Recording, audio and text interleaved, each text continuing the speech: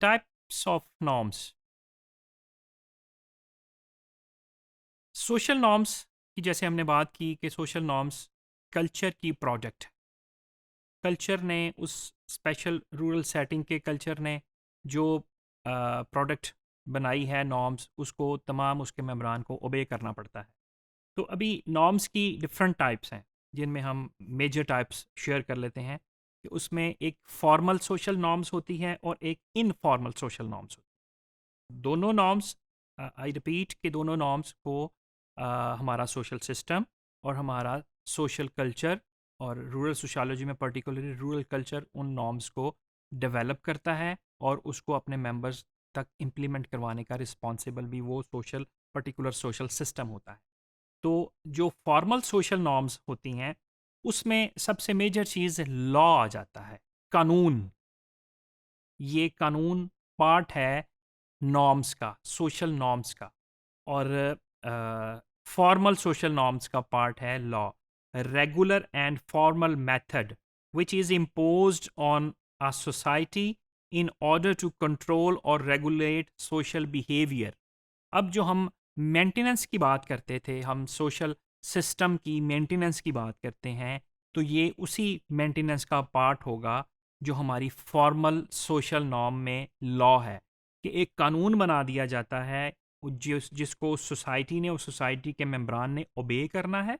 वो किस वजह से?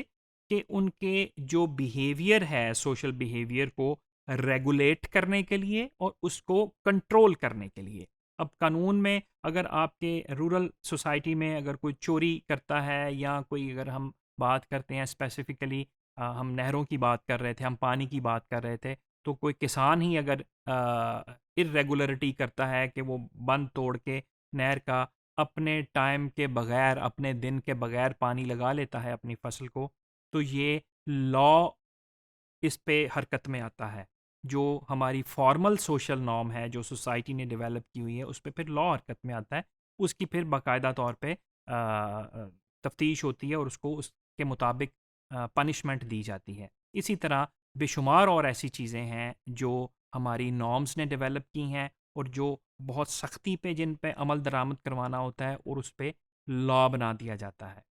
तो वो लॉ फिर उस चीज़ को हैंडल करता है और जो उसके नहीं अमल दरामद करते उनको वो लॉ सज़ाएँ देता है। वो सज़ाएँ, वो पनिशमेंट जो है, हम आगे जाके इसकी डिटेल पढ़ेंगे। वो पनिशमेंट जो है वो इन टर्म ऑफ फाइनेंस भी हो सकती है, वो पनिशमेंट जो है इन टर्म ऑफ प्रिज़न भी हो सकती है, और वो पनिशमेंट सोशली पनिशमेंट भी हो सकती है कि वो वक्ती तौर पे बाइकआउट कर दिया जाता है या पंचायत में बुला लिया जाता है, लान-तान की जाती है। इस तरह की पनिशमेंट भी हो जा सकती है।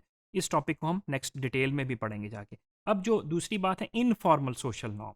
इनफॉर्मल सोशल नॉर्म में किसी इस तरह की सख्त पनिशमेंट तो नहीं दी जाती, लेकिन इसमें इनफॉर्मल में दो चीज़ें हैं जी। एक फोकवेज है, एक मोरेज है, और ये दोनों कॉन्सेप्ट सोशियोलॉजी के बड़े मेजर कॉन्सेप्ट्स हैं। फोकवेज में recognised and accepted ways of behaving in a society, कि जो रिकग्नाइज्ड बिहेवियर हैं, जो एक्सेप्ट किए जाते हैं बिहेवियर, वो आपने सोसाइटी में करने हैं। जैसे मैं अगर गुजर रहा हूँ तो मेरा कोई बुजुर्ग गुजर रहा है तो मैंने उसको सलाम करके गुजरना है। तो ये एक एक्सेप्टेड बिहेवियर है।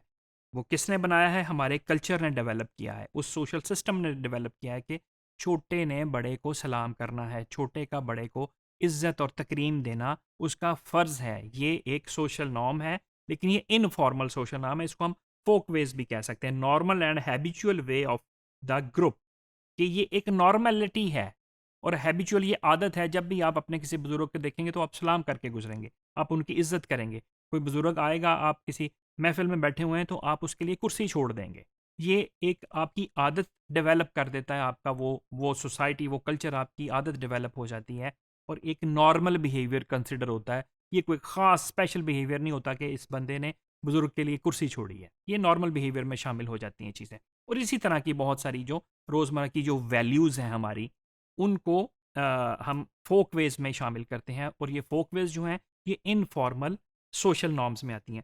फिर मोरेज आती हैं। मोरेज है strong idea on right and wrong.